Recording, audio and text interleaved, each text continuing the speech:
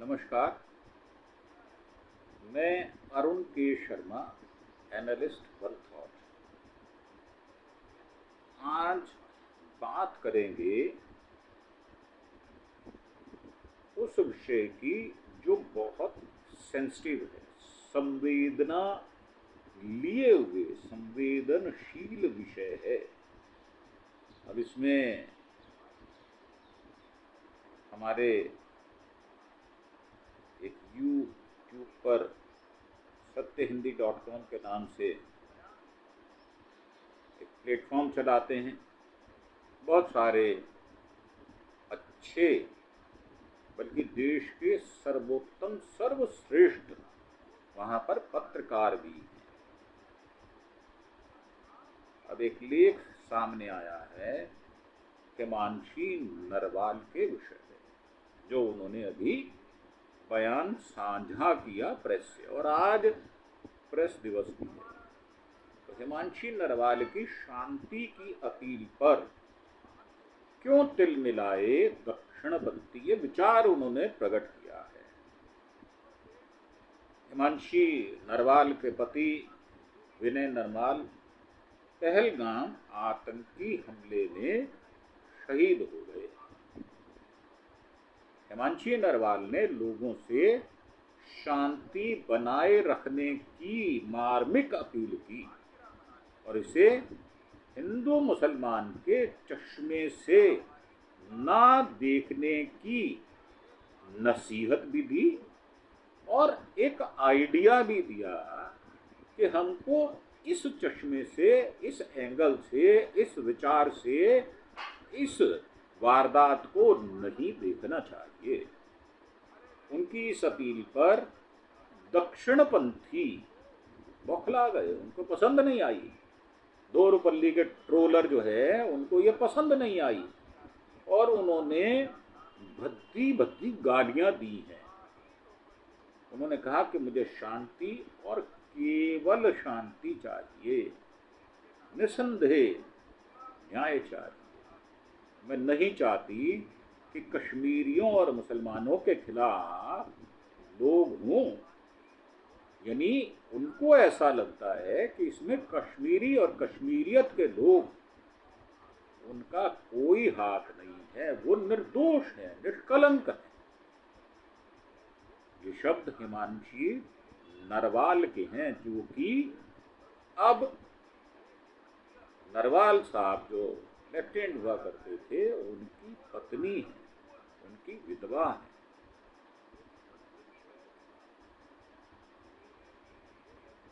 हिमांशी नरवाल इन्हीं शब्दों के लिए जो दक्षिणपंथी लोग हैं वो उनको ट्रोल कर रहे हैं, ग्रुप में ट्रोल कर रहे हैं, व्हाट्सएप पे ट्रोल कर रहे हैं, गालियां दे रहे हैं, भद्दी भद्दी गालियां दे रहे हैं। जिस गाली को यहाँ बताया नहीं जा सकता, माँ बहन को लेकर भद्दी गालियां दे रहे हैं, उनके चरित्र का हनन किया जा रहा है। हालांकि शिक्षाविद और भारतीय नौसेना के 13वें एडमिरल की विधवा ललिता रामदास ने हिमांशी नरवाल को एक आदर्श फौजी की पत्नी बताया है। हिमांशी के पति लेफ्टिनेंट विनय नरवाल 22 अप्रैल को कश्मीर में शहीद हो गए लोगों में शामिल थे। दिवंगत एडमिरल लक्ष्मी नारायण रामदास की जो पत्नी है ललिता रामदास, उन्होंने हिमांशी को लिखे एक नोट में कहा है कि आप भारत की आदर्श फौजी पत्नी है, एक फौज के ऑफिसर की आप पत्नी है, सच्चे मायनों में है। आप सेवा की भावना, संविधान और हमारे धर्मनिरपेक्ष मूल्यों के प्रति सच्ची हैं, ठीक हैं। ललिता रामदास ने लिखा, मुझे आप पर बहुत गर्व है। ये एक माँ कह रही है जिसने अपने पति को आज की तारीख में खो दिया है। क्योंकि मैं बार बार प्रेस को दिए गए आपके शब्दों की क्लिप देखती हूँ 22 तारीख को पहलगाम में इतने सारे निर्दोष लोगों की भयानक हत्या के बाद आप मुसलमानों और कश्मीरियों को निशाना बनाने और नफरत के खिलाफ बोलती हैं, तो आपकी असाधारण शक्ति, धैर्य, धीरज और आपका दृढ़ विश्वास वाकई में उल्लेखनीय है। ये आदर्शवादिता की उच्च प्रकाष्ठा है और हमारे समय में इसकी बहुत जरूरत भी है। हिमांशी नरवाल नौसेना के दिवंगत अधिकारी लेफ्टिनेंट विनय नरवाल की पत्नी है। नरवाल साहब की हत्या जो है वो 22 अप्रैल को कश्मीर के पहलगाम में आतंकियों ने कर दी थी। विनय शादी के तुरंत बाद, यानी मैं आपको डेट्स के साथ बता देता हूँ, 16 अप्रैल को उनकी शादी होती है, 17 अप्रैल को उनकी डोली उनके ससुराल में जाती है, 19 अप्रैल को उनके यहाँ रिसेप्शन उनके ससुराल के पक्ष द्वारा रखी जाती है और 20 अप्रैल को वो या 21 अप्रैल को वो कश्मीर के लिए हनीमून मनाने चली जाती है। तो दिन कितने मिले, देखने वाली बात ये होती है। हिमांशी और विनय शादी के तुरंत बाद हनीमून के लिए कश्मीर चले गए। इस हमले में 26 लोग शहीद हो गए, जिनमें ज्यादातर टूरिस्ट थे, पर्यटक थे। और पहलगाम में आतंकी हमले के बाद विनय के शव के बगल में बैठी हिमांशी की तस्वीर उस समय सोशल मीडिया पर वायरल हो गई थी। उस समय हिमांशी के प्रति लोगों की सहानुभूति सबसे ज्यादा उमड़ी थी। कुछ लोगों ने तो उनकी निजी फैसलों पर सवाल उठा दिया, कुछ ने उन्हें लेकर आपत्तिजनक टिप्पणियां की, बात का गलत मतलब निकाला, उनके बयान को लेकर आपत्तिजनक टिप्पणी की। कई ऑनलाइन यूजर्स ने उनके शांति के संदेश को कमजोरी समझकर उनकी भयंकर आलोचना कर बैठे। कुछ ने उनके बयान को गलत संदर्भों में पेश करते हुए कहा कि आतंकियों का समर्थन कर रही है। देखो कितनी नीचता कि जिस आतंकी ने उनके पति के जीवन को लील लिया, आप सोच भी कैसे सकते हैं कि वो उन आतंकियों को समर्थन कर रही होगी। मुझे लगता है ऐसे लोगों का मानसिक संतुलन ठीक नहीं है। उनको एक साइकेट्रिक की जरूरत है, मानसिक रोगी हैं ऐसे लोग। गौरतलब है कि हिमांशी ने आतंकवादियों के बचाव में कुछ नहीं कहा, उसके विषय में एक लाइन नहीं बोली। उन्होंने केवल शांति की अपील की थी, निर्दोषों को निशाना बनाने के खिलाफ बात कही थी, न्याय की उम्मीद लगाई थी। हिमांशी की ट्रोलिंग की काफी निंदा भी हो रही है, हम जैसे लोग भी कर रहे हैं और हम खुलकर कर रहे हैं, हम डरते नहीं हैं। लोग खुलकर उनके खिलाफ लिख रहे जिन्होंने हिमांशी की शांति की अपील पर उनके साथ शाब्दिक हिंसा की है, अर्थात वो भी हिंसक लोग हैं, वो भी एक प्रकार से हत्या कर रहे हैं। और ऐसे हत्या करने वालों की निंदा कड़े शब्दों में होनी चाहिए। जो शब्द वो हिमांशी के लिए बोल रहे हैं, मैं चाहता हूं वही के वही शब्द उनकी माँ बहनों के लिए बोले जाएं, ताकि उनको पता चले। हालांकि हम समाज से बंधे हुए एक ऐसे व्यक्ति या ऐसी शख्सियत रखते हैं कि हम इस प्रकार की हिमाकत नहीं करते, परंतु मन में जब भावनाएं उमड़ती हैं, क्योंकि भावों को रोक नहीं सकते। आप जब फूल जलूल, गंदी और घटिया और निचले स्तर की भाषा का हिमांशी के लिए इस्तेमाल करेंगे, तो वो सारे शब्द जो आपने उनको दिए वो मैं अपनी तरफ से आपको वापस दे रहा हूं। पहलगाम आतंकी हमले के बाद सोशल मीडिया पर लोगों के कई रंग देखने को मिल रहे हैं। पहले जहां आतंकवाद को लेकर लगभग तमाम लोगों में गुस्सा था, अब एक ऐसी लड़ाई में जितनी केंद्रीय सरकार देरी करेगी उतना ये लड़ाई में बदलता हुआ दिखाई देगा।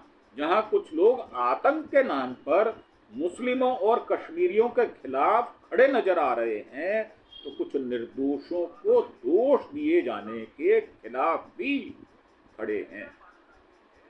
मृत्यु के 10 दिन बाद लेफ्टिनेंट विनय नरवाल का 27वां जन्मदिन था। उनके इस जन्मदिन पर उनकी याद में रक्तदान शिविर लगाया गया। किसी के जन्मदिन पर रक्तदान शिविर लगाया जाए, ये बहुत अच्छी बात है। मेरी एक संस्था है जिसका नाम जय हिंद सेवादार समिति है, और सत्यहिंदी.com के आशुतोष जी ने हमारे 2 ऐसे ही रक्तदान शिविर उनका उद्घाटन किया हुआ है। मुझे वो पल याद हैं जब वो 2-3 घंटे हमारे साथ थे, और ये बात विश्वासनगर विधानसभा की है, क्योंकि रेफरेंस आया इसलिए मैंने बताया। तो रक्तदान शिविर का आयोजन किया गया था विनय नरवाल की याद में। करनाल में यह रक्तदान शिविर हरियाणा के गैर सरकारी संगठन national integrated forum of artist and activist NIFAA ने आयोजित किया था। इस शिविर में कई लोग शामिल हुए थे।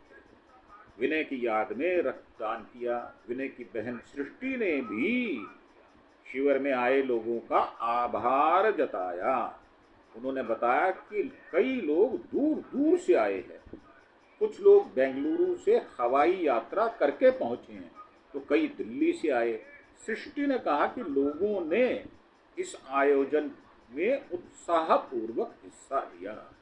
उनको ऐसे लगा कि जैसे हम नरवाल साहब को श्रद्धांजलि दे रहे हैं, और सच्ची श्रद्धांजलि दे रहे हैं। सरकार ने भी परिवार की मदद की।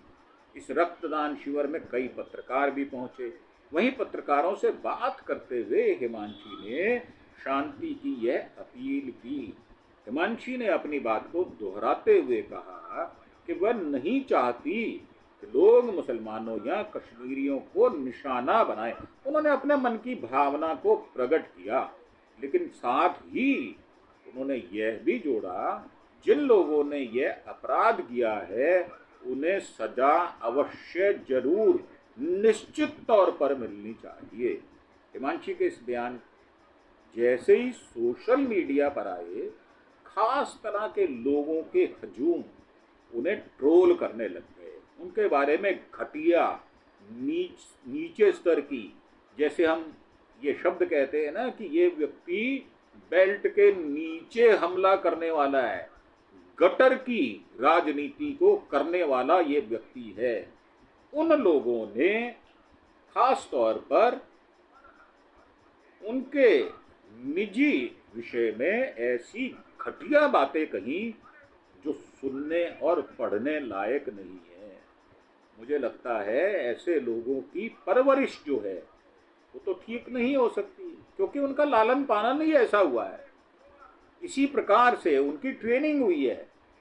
भले ही वो RSS के लोग हों, बीजेपी के हों, ज्यादातर वही लोग हैं, और ये मैं निश्चित तौर पर कह सकता हूँ। उसमें ABVP के लोग भी हो सकते हैं, VHP के भी लोग हो सकते हैं। तो मेरा मानना ये है कि ऐसे लोग कोई भी हों, किसी जाति, धर्म, सांप्रदाय, राजनीतिक दल से क्यों ना हो, उनको कंडेम करना, उनका विरोध करना हम जैसे लोगों का नैतिक कर्तव्य बनता है। शिविर में मौजूद लोगों ने विनय के बलिदान को याद किया। NIFAA के अध्यक्ष प्रीतपाल सिंह पन्नू ने कहा कि एक युवा जो देश की सेवा के लिए समर्पित था, उसे आतंकवाद ने छीन लिया। उन्होंने कहा कि विनय ने इस देश की रक्षा के लिए अपनी जान दी और आज लोग उनकी याद में रक्तदान करके दूसरों की जान बचाने में सहयोगी सिद्ध हो रहे हैं, क्योंकि खून का एक एक दिया हुआ कतरा ये उस आदमी के काम आएगा जिसका जीवन आज संकट में है। और रक्तदान के विषय में आपको बता दूं कि रक्तदान को महादान कहा गया है और ये कहा गया कि अगर आप रक्तदान करते हैं तो सृष्टि भी आपके ऊपर मेहरबान होती है। अगर आपका एक्सीडेंट होना हो, कोई हादसा होना हो, क्योंकि उसमें रक्त बहकर जमीन पर गिर जाता है, परंतु ये दिया हुआ रक्त किसी जान को बचाने के काम आता है। और जो डाटा है वो ये बताता है कि पूरे हिंदुस्तान की जितनी भी आबादी 146 करोड़ लोग हैं, 3% लोग भी रक्तदान नहीं करते। तो मेरा ये भी अपील रहेगी साथ साथ में कि आप रक्तदान करें। और एक रक्तदाता ने कहा कि देश हमेशा विनय की बलिदान का ऋणी रहेगा। उन्होंने कहा रक्तदान से वे श्रद्धांजलि दे सकते हैं, लेकिन विनय की कमी को कोई पूरा नहीं कर सकता।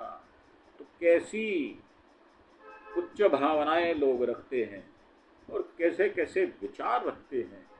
आप सोच के देखें कि आपके परिवार में आपकी बेटी है, आपकी बहन है, आपका कोई ऐसी महिला है जिसके साथ ऐसा हादसा हो जाए, तो क्या आपको इमोशनल वे में नहीं सोचना चाहिए? शर्म आनी चाहिए आपको इस तरह की बात करते हुए, ऐसी गाली देते हुए। क्या आपको अपनी माँ की शक्ल याद नहीं आती? आपने उस कोख में लात मारने का काम किया है। मुझे लगता है ऐसे लोगों का दंड समाज ही निर्धारित करेगा, क्योंकि आज पैसे की अधिकता है। उनको इस बात के लिए पैसा मिल रहा है। इस नीच काम से पैसा कमाने वाले क्या अपने बच्चों को अच्छा नागरिक बना पाएंगे? ये मेरा प्रश्न है। तो क्योंकि विषय जो है वो बहुत संवेदनशील है, इस पर बहुत कुछ कहा जा सकता है, परंतु हम समझते हैं कि इतना कहना ही काफ़ी होगा। और एक प्रार्थना कि देश की अखंडता संप्रभुता के लिए आप किसी भी समझौते से समझौता ना करें। आप देश के साथ रहें और ये जो एक एक टके के लोग दूसरे को देशद्रोही देने का सर्टिफिकेट बांटते हैं, इनकी परवाह मत करें। इनकी समाज में इतनी भी इज्जत नहीं है कि ये किसी मोहल्ले का चुनाव हो और ये वहाँ चुनाव जीत जाएं। ऐसे लोगों को कोई पसंद नहीं करता। हमारा पूरा समाज इसको बहिष्कार करता है और ऐसे लोगों की निंदा भी करता है। इन्हीं शब्दों के साथ आपसे आज्ञा चाहूँगा और एक बार फिर से कहूँगा कि देश की अखंडता और संप्रभुता के लिए आप काम करें, देश प्रेमी बने और नफरती ना बने। नफरत करना भूल जाएं, प्रेम और सौहार्द का वातावरण बनाएं ताकि देश इस सदमे से बाहर आ सके। इसी के साथ आपका धन्यवाद। Thank you. जय हिंद, जय भारत।